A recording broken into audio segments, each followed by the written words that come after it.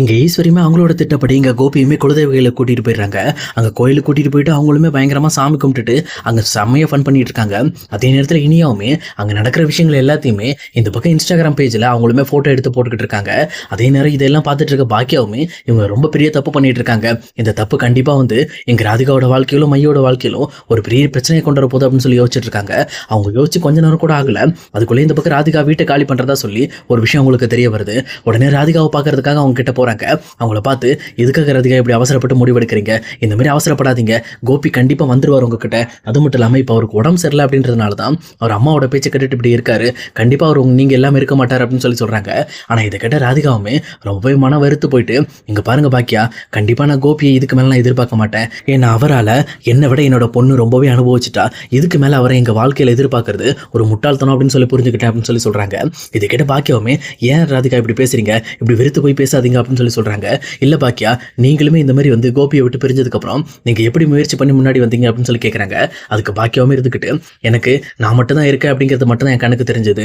அதே நேரத்தில் என் குழந்தைங்களை பாதுகாக்கிறதுக்கு நான் ஏதோ ஒன்று பண்ணி ஆகணும், என்னால் முடிஞ்ச விஷயத்த எவ்வளவு சீக்கிரம் முடியுமோ அவ்வளோ சீக்கிரம் பண்ணி ஆகணும்னு சொல்லிட்டு என்னோட முயற்சியை வச்சு தான் இந்த மாதிரி ஒரு நிலைமைக்கு நான் வந்திருக்கேன் அப்படின்னு சொல்லி சொல்றாங்க. அதே நேரத்தில் இதை கேட்டுட்டு இருக்க ராதிகாவுமே, இங்க பாருங்க பாக்கியா, நீங்க சொன்ன மாதிரி தான் என்னோட வாழ்க்கையில நான் ஒரு பெரிய தப்பு பண்ணி ஒரு கெட்ட முடிவு எடுத்ததுனால தான் நான் ரொம்பவே கஷ்டப்பட்டேன். அதுக்கப்புறம் அந்த வாழ்க்கையை விட்டுட்டு மறுபடியும் கோபி கிட்ட ஒரு நல்ல வாழ்க்கை கிடைக்கும் அப்படிங்கிற ஒரே நம்பிக்கையில தான், அது மட்டும் இல்லாமல் எனக்காக மட்டும் இல்லாமல் என்னோட பொண்ணுக்கும் ஒரு நல்ல வாழ்க்கை கிடைக்குங்கிறதுக்காக தான் இங்கே நான் கோபியும் கல்யாணம் பண்ணேன். ஆனால் இதுவும் தப்பான முடிவு அப்படிங்கிறத நான் இப்போ தான் புரிஞ்சுக்கிட்டேன். ஏன்னா அவர் பண்ண நிறைய விஷயங்கள் என்னை விட இந்த பக்கம் மையுவை ரொம்பவே கஷ்டப்படுத்திருச்சு. அதனால தான் நான் வீட்டை காலி பண்ணுறேன் அப்படின்னு சொல்லிட்டு அவங்களுமே ஒரு பக்கம் வீட்டை காலி பண்ண ரெடி பண்ணிட்டு இருக்காங்க.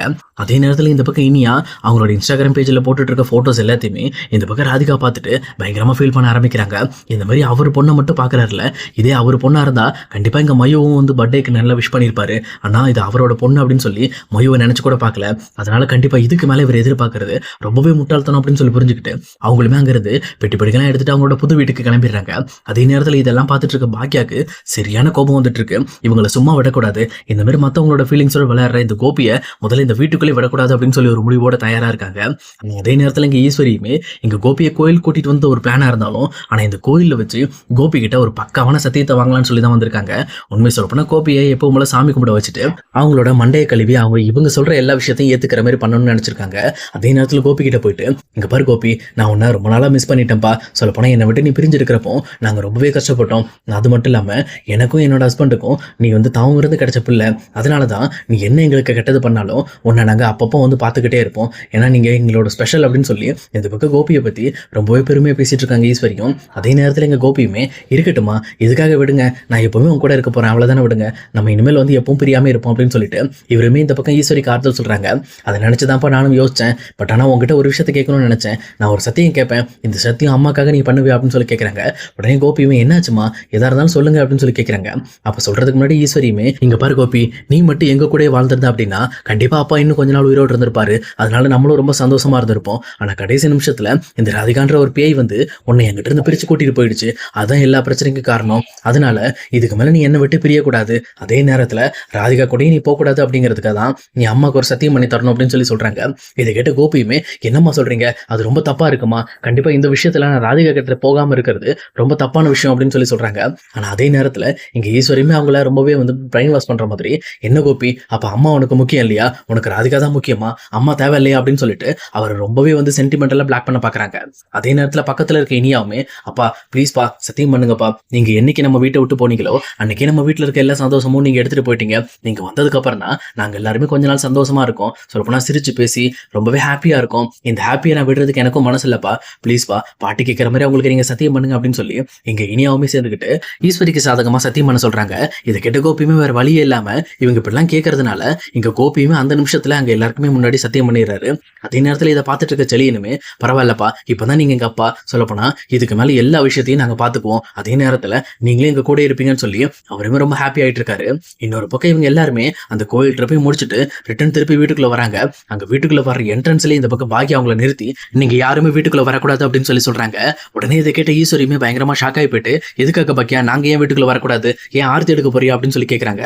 உடனே இதை கேட்ட பாக்கியாவுமே, ஓ உங்களுக்கு ஆர்த்தி தான் ஒரு கேடா, சொல்லப்போனா நீங்க பண்ணிட்டு இருக்க விஷயங்களுக்கு உங்களை ஆர்த்தி எடுத்து வரவேற்பேன்னு நினைச்சீங்களா, உங்களை கண்டிப்பா அடிச்சு துரத்துவேனே தவிர ஆர்த்தி எடுத்து நான் வரவேற்க மாட்டேன் அப்படின்னு சொல்லி சொல்றாங்க. இதை கேட்டோன்னு இந்த பக்கம் இனியாவுக்குமே கோவம் வந்துருது. என்னம்மா இது, அப்பா நாங்கெல்லாம் கோயிலுக்கு போயிட்டு வந்திருக்கோம், இப்படி மரியாதை இல்லாம எங்க கிட்ட பேசிட்டு இருக்கீங்க அப்படின்னு சொல்லிட்டு முதல்ல அப்பா உள்ள விடுங்க, அப்பா டயர்டா இருக்குன்னாரு, போய் ரெஸ்ட் எடுக்கட்டு அப்படின்னு சொல்லி சொல்றாங்க. உடனே இதை கேட்ட உடனே இங்க பாக்கியமா இனியாவோட கணத்துல பலார்னு அற வச்சு, நான் பேசிக்கிட்டு இருக்கேன்ல, குறுக்க பேசக்கூடாதுன்னு சொல்லியிருக்கேன்ல, சத்தம் போடாம நிக்கணும் அப்படின்னு சொல்லி இந்த பக்கம் இனியாவும் அமைதியா நிக்க வைக்கிறாங்க. அதே நேரத்துல இந்த பக்கம் கோபியை பார்த்து, ஏன் கோபி உங்களுக்கு எல்லாம் மனசாட்சியே கிடையாது தானே, இந்த மாதிரி உங்க அம்மா வந்து செல்ஃபிஷா யோசிக்கிறதுனால நீங்களும் ரொம்ப செல்ஃபிஷா யோசிக்கிறீங்களா, இந்த மாதிரி ராதிகாவோட வாழ்க்கையை கெடுத்தது மட்டும் இல்லாம இப்ப அவங்க வீடு காலி பண்ணி போயிட்டாங்க, அவங்கள பத்தி யோசிக்காம அவங்க குழந்தைய பத்தி கூட நினைச்சு பார்க்காம நீங்க ஜாலியா உங்க அம்மா கூட சுத்திட்டு இருக்கீங்கல்ல, இது எவ்வளவு பெரிய தப்புன்னு உங்களுக்கு புரியுதா அப்படின்னு சொல்லி கேட்கறாங்க. உடனே இங்க கோபி பேச ஆரம்பிக்கிறதுக்கு முன்னாடியே ஈஸ்வரி வந்துட்டு, இங்க பாரு இது அவனோட விருப்பம், அவன் எங்க இருக்கணுங்கிறத அவன் தான் முடிவு பண்ணும், நீ சொல்றதாலோ அந்த ராதிகா சொல்றதுனாலையும் எதையும் மாத்த முடியாது அப்படின்னு சொல்லி சொல்றாங்க. உடனே இங்க பாக்கியாவுமே ஈஸ்வரியை பார்த்துட்டு, ஓ அப்ப நீங்க சொன்னா மாத்திரலாம் தானே, ஏன்னா அவரை நீங்க தானே பிளான் பண்ணி மையோட பர்த்டேக்கு போக விடாம இந்த மாதிரி அவரை கோயிலுக்கு கூட்டு போனீங்க, நீங்க என்ன பிளான்ல கூட்டு போனீங்க அப்படின்ற எல்லா விஷயமும் எனக்கு தெரியும், நீங்க என்கிட்ட எதிர்த்து பேசுற அளவுக்கு சொல்லப்போனா உங்களுக்குலாம் வந்து ஒர்த்தே கிடையாது, ஏன்னா அந்த அளவுக்கு கேவலமான பர்சனா நீங்க மாறிட்டீங்க அப்படின்னு சொல்லி இந்த பக்கம் பயங்கரமான பதிலடி கொடுக்குறாங்க.